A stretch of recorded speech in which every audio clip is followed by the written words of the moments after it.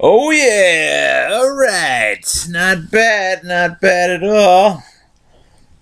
Pretty happy with this win. I can't say I didn't see it coming to some extent because I was expecting a pretty decent performance out of Bumgarner, and he certainly delivered. Uh, I had a feeling that if Wainwright didn't go seven, we'd win this game, and obviously that's something, not much of a prediction really. Usually, if any starting pitcher doesn't go seven, the chances of them winning the game go down quite a bit. But and I do think that Wainwright was not exactly feeling 100% up to snuff because he was not throwing fastballs in that game. He was throwing junk, and more junk. So I think that the lack of the fastball shows that he is hurting, and that works very much to our favor, especially if we get the same matchup again and he still isn't throwing fastballs, because I think we can afford to, in our hitters. I mean, the approach at the plate today was impressive, and I'm usually a pretty big critic of Bam Bam Mullins. I'll take a moment to talk about that right now. Bam Bam, I think, was a career 220-something hitter. And I've always sort of said, why do you have a guy who couldn't really hit as the hitting coach? It just seems ridiculous to me. Most teams have guys who had success at the plate, coaching and mentoring people who might be, slumping, and they might be struggling, and people, try to call into the sports talk here and mention that, and they're certainly the Giants have not won the previous two postseasons thanks to a hitting onslaught. It's always been pitching. So I've been very skeptical of Hensley Mullins as our hitting coach in recent years. I've always felt like the way we've won has been by pitching, and that the hitting has just sort of always done just enough to sort of get us by.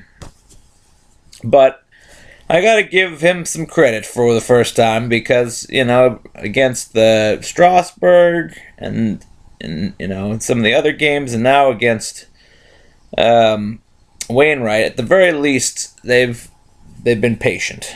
I think they know that he's not feeling his best.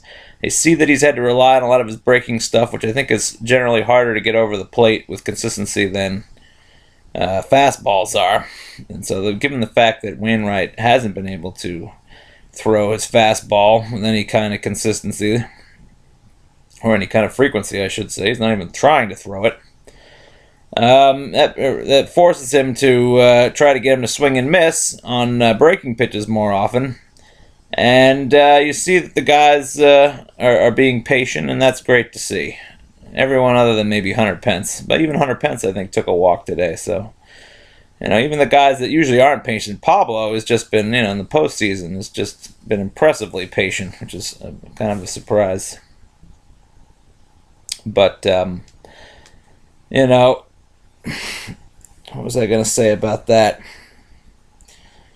I mean, obviously you want to take your pitch when you can get it, but there's something else I was going to say about them being patient, though. Boy. Well, I guess maybe it'll come to me. But, yeah, I mean, we're not doing much to beat them as far as offense goes, but we are putting ourselves in a position to score runs. The guys are getting on base. And we're doing what we need to do to win. It's certainly, we still haven't gotten that hit with runners in scoring position. And, we had our chances to blow this game open, and it didn't really happen. But it's not to say I don't think it could eventually happen. But anyway, let me get to some of the things that went on here. First of all, Bumgarner, a historic performance. He has now pitched 26 2/3 scoreless innings on the road in the playoffs, which is a record. Very impressive. There was that balk that wasn't called. Maybe his streak, I think he still would have had the record even after the time of the balk. That was the 6th inning, so yeah, I'm pretty sure he would have still had the record. But and the balk was a balk, I think. I saw the replay. I've seen balks called for a lot less movement than that. So the umpires really missed it on that one, which is kind of a surprise.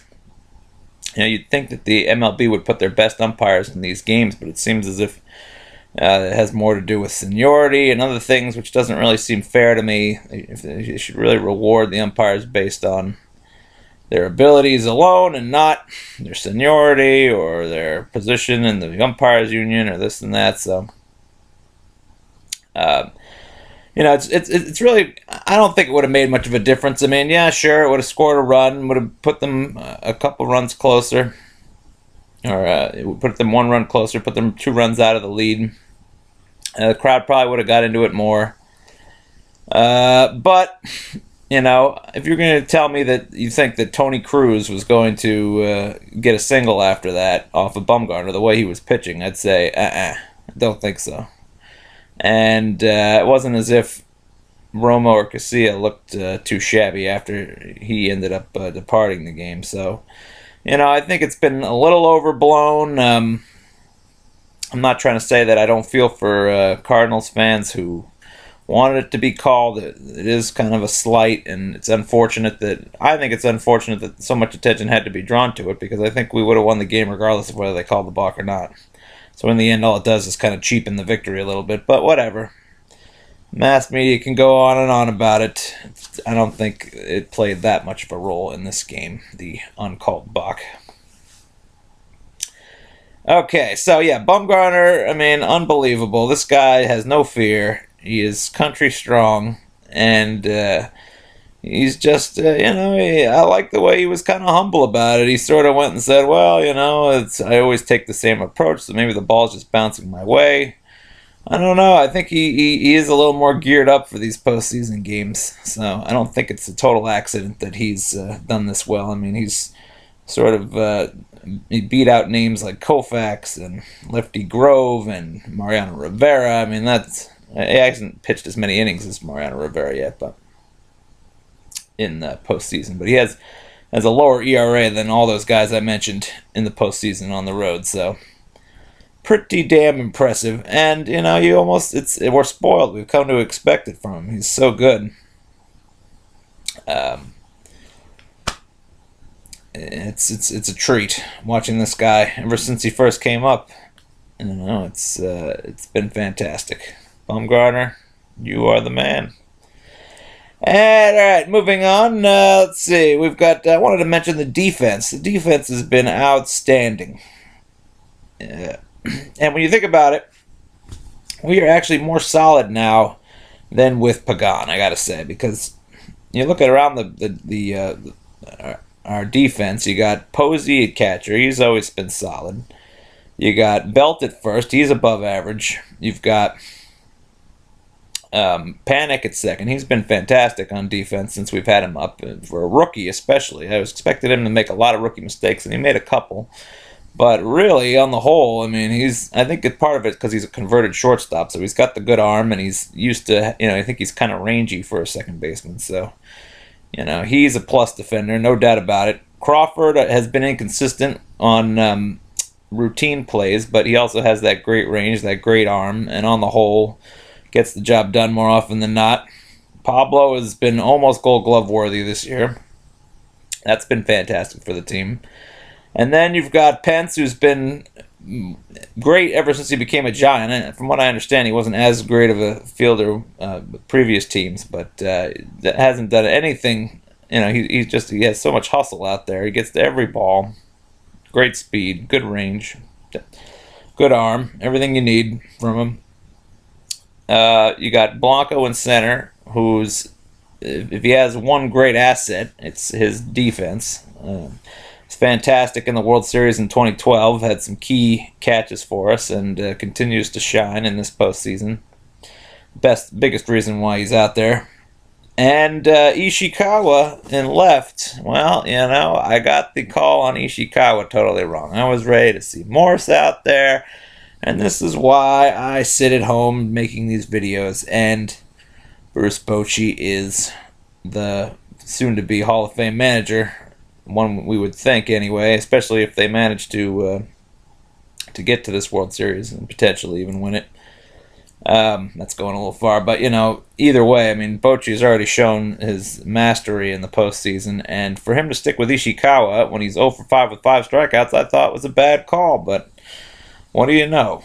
He ends up making a great catch in left field, and even adding 2 hits against a guy he'd never gotten a hit against, in a situation where we really needed to score a run to gain a psychological advantage. So. And I wanted to mention about Ishikawa, despite the fact that he has limited experience in left field, I noticed that as a first baseman, his range factor has always been consistently pretty high, 8s and 9s I'm looking here, ever since he started his career with the Giants. He had a couple of 10s, he had a 10 in Pittsburgh, so he's rangy in general at first base, which I think to some extent might translate to the outfield. And as an outfielder, he's played in just 8 games, 29 innings. So not a large sample size again, but we've got a 3.10 range. Now, I don't know if you know, most outfielders have a range somewhere in the league average for a range per 9 innings is 1.83. So he's averaging 3.10 in the short time he's been out there. He's been a better than average outfielder range-wise, and he hasn't made an error yet. He's got a 1,000 fielding percentage. So we may have found another talent for Ishikawa.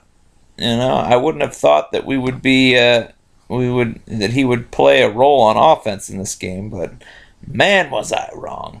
And man, was Bochy right. Bochy, I bow down to your greatness. All right, let's see. What else can we talk about in this game? I think it's time to go to the box score. So let's take a look and see what happened here.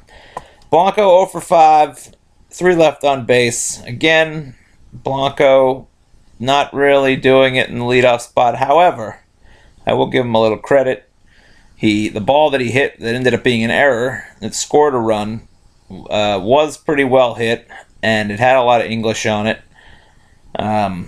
Carpenter kind of booted it a little bit. That's a play anyone says he should make. That's why they call it an error. But at the very least, he didn't strike out. He put the ball in play. He made it difficult on them. And I guess we got to take what we can get at this point. He didn't walk. He didn't do anything else. You don't expect a lot of walks against Wainwright. He's a controlled pitcher, even with his arm issues. But yeah,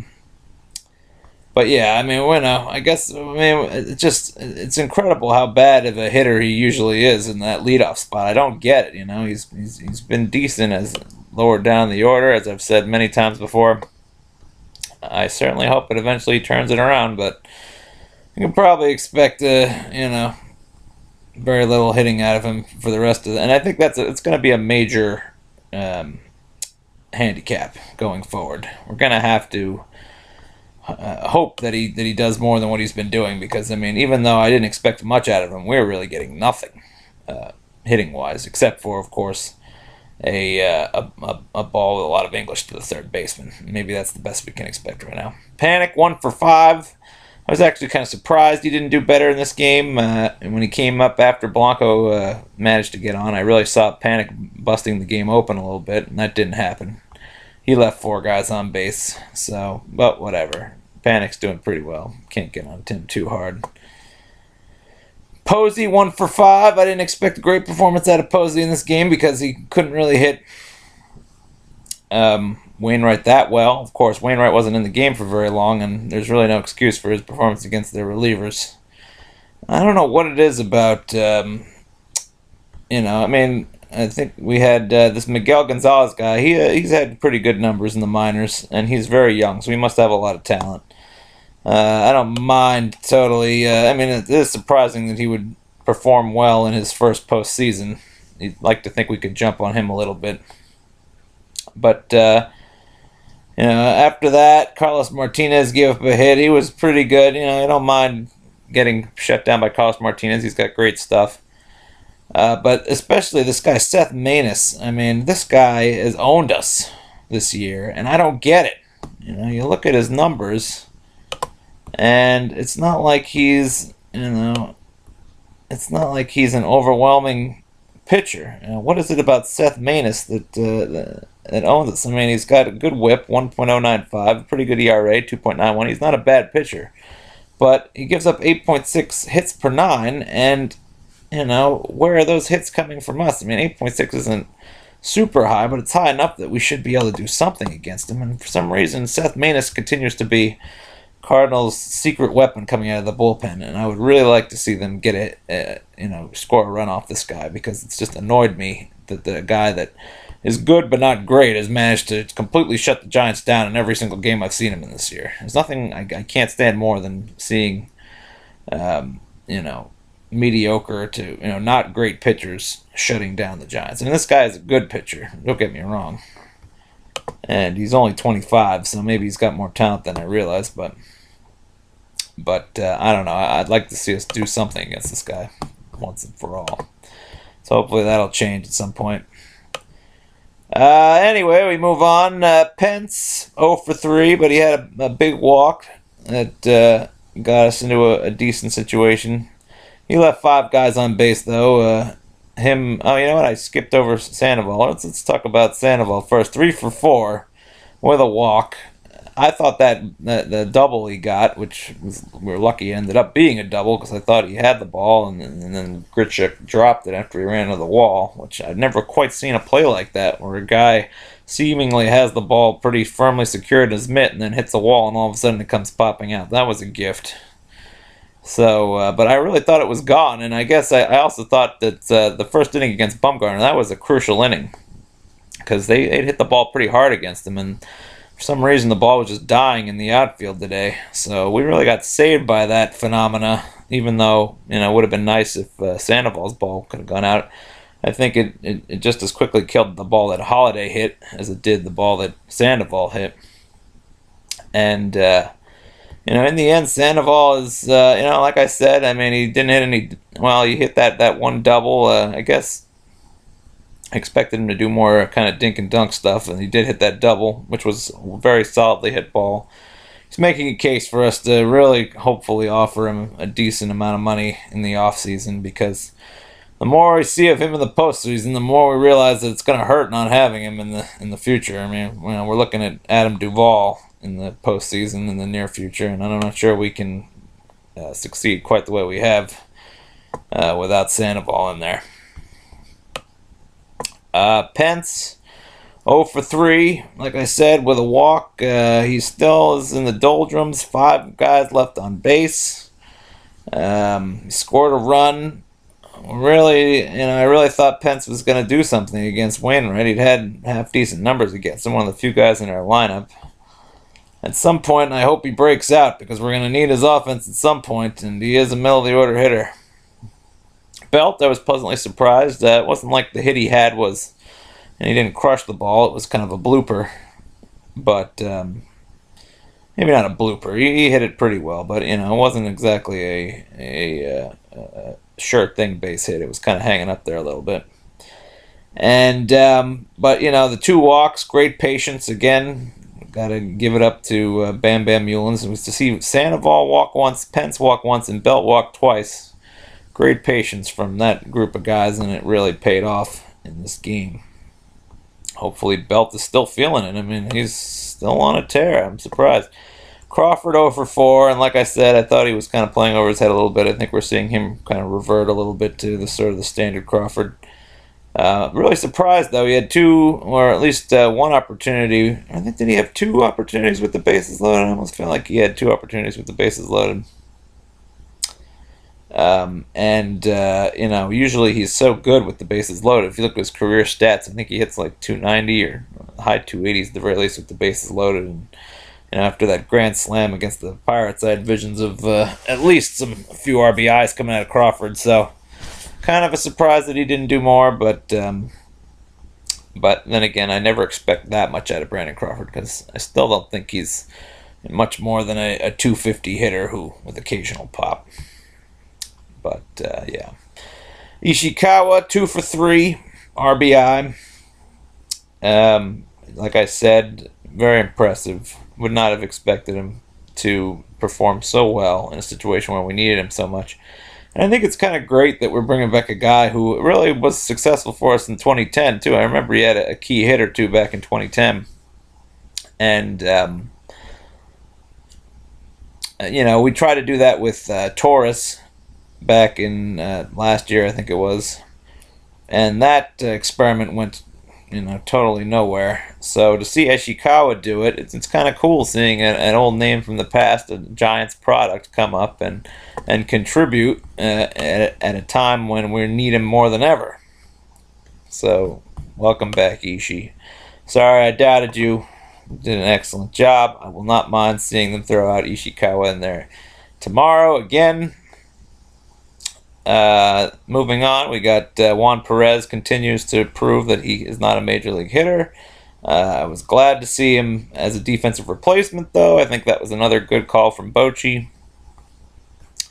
The other side of it, Matheny, I didn't really get his leaving Miguel Gonzalez in to hit. I think that was ridiculous. They were down by runs. They really needed, especially since Gonzalez is not exactly their best bullpen reliever.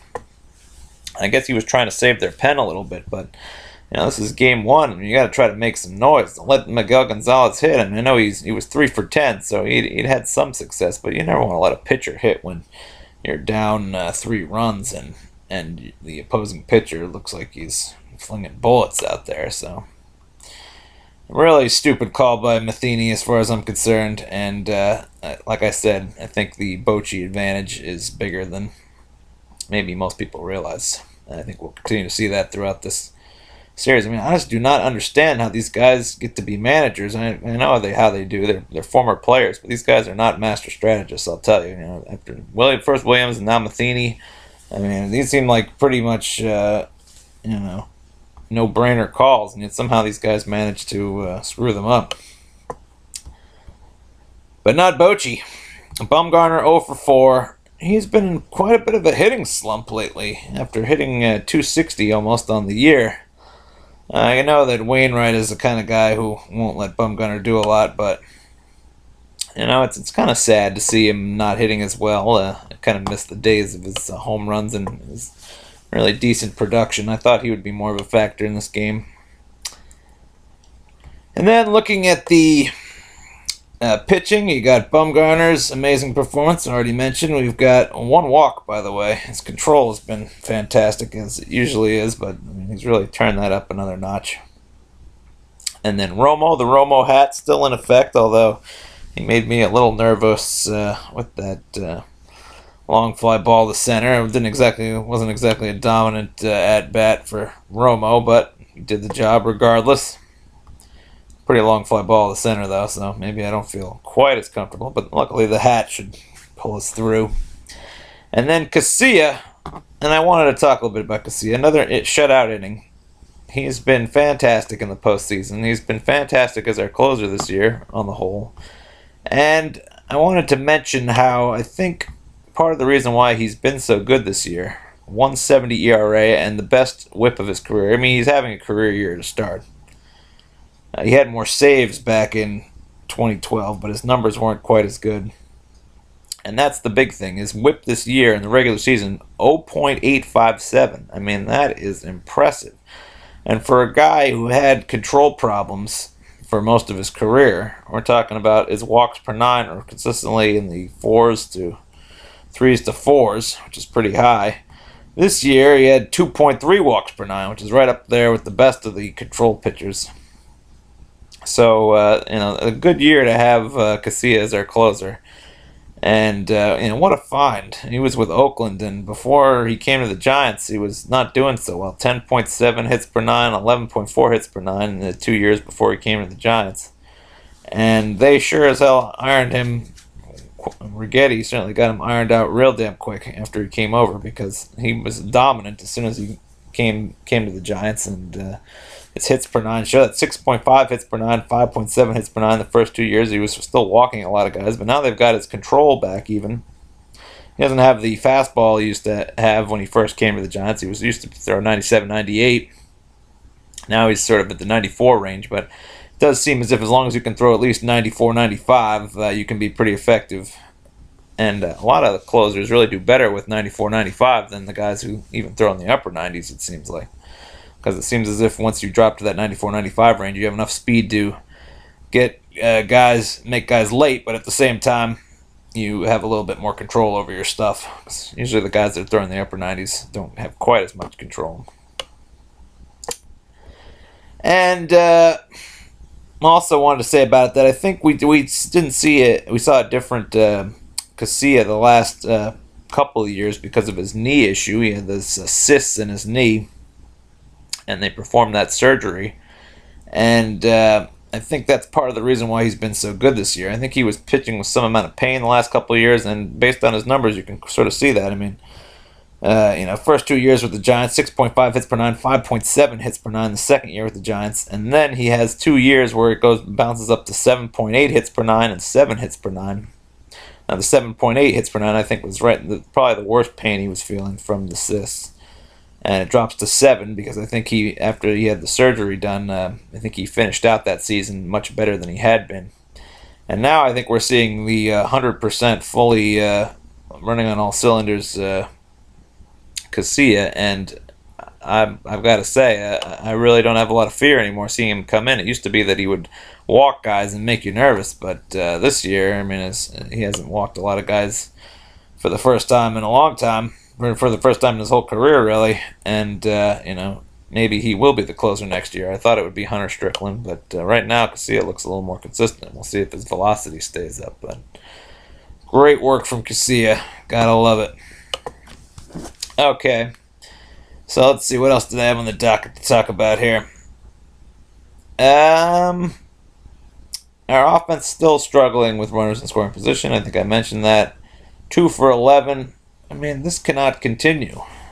And, the guys I'm looking at to remedy this in the next game are probably going to be Posey and Pence. I want to see more out of Posey and Pence with runners in scoring position.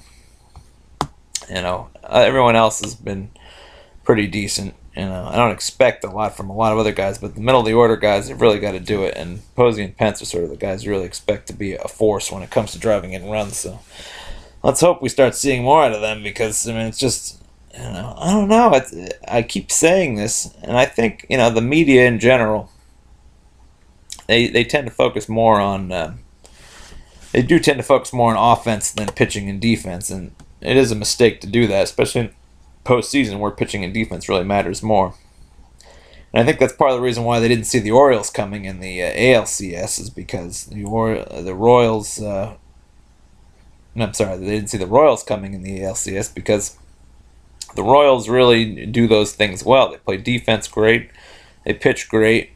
At least, their bullpen at the very least pitches great. And, I don't know, the Orioles do have, not to say the Orioles are any slouch in pitching. They certainly have decent pitching, but it does seem like power hitters kind of, haven't been as much of a factor, at least in that series so far.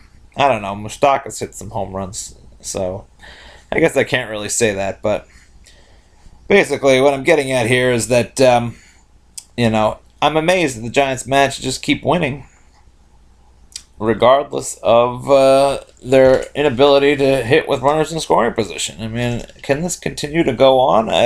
I keep saying at some point it's going to be a factor, and I really believe that at some point it will come up to bite them if they don't get this together finally at a certain point. But at the same time, every time I say that, they go out another game and they get these runs on luck and poor defense by the other team and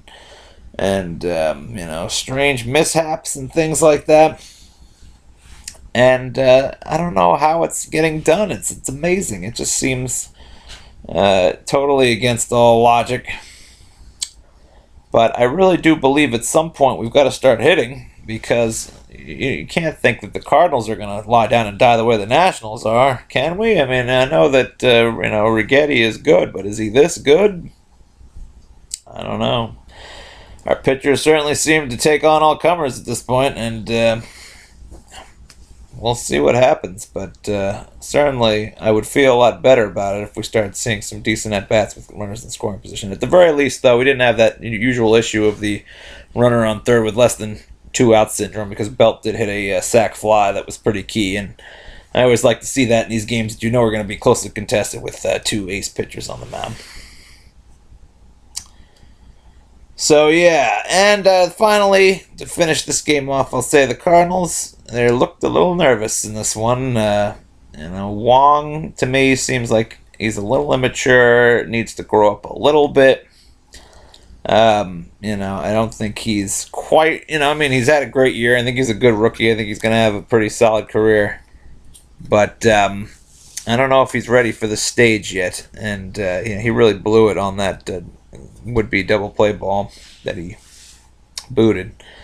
So, there's that. And even Carpenter. Carpenter I was kind of surprised at, because I remember him being pretty short-handed at third. So for him to screw up that ball that Blanco hit, they do not have the same level of confidence that our guys have had. And like I said, our defense is around the diamond is pretty solid at every position, except for what I thought would be left field. And even there, Ishikawa's been standout as a new left fielder. So, our guys have not cracked under the pressure. Crawford has made very few mistakes.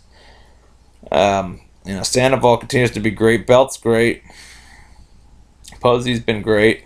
There's no complaints. Pence has been great. Everyone's been great.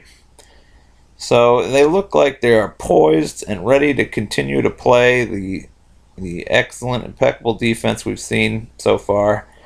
And that gives me a lot of hope that we can win this series and that we can move on to the World Series and bring home another championship. But it's a little early to say that, as usual. We can only hope. But so far, the poise, everyone, they just all look so confident. They look like they don't believe for a second they don't have a chance to win it. And I wonder, it's amazing. It's like a switch has been turned on from the regular season where they just look lost all the time. And I certainly hope that this switch stays in the on position, the confidence switch, because there was a long stretches of the season where we didn't see that switch turned on whatsoever.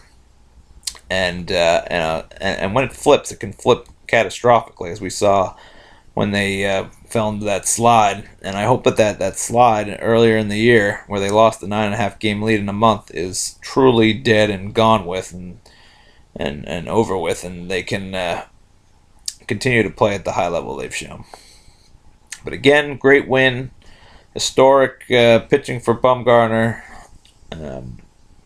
great defense, and great attitude, and I'm looking forward to the next game, which I will be doing a video on shortly after this. So yeah, let's do this. Go up 2-0. Odds get even better. I think if we can figure out a way to go up 2-0, gives us a very good chance going forward. So yeah, let's talk about that in the next video, and go Giants yet again. Romo hat in effect.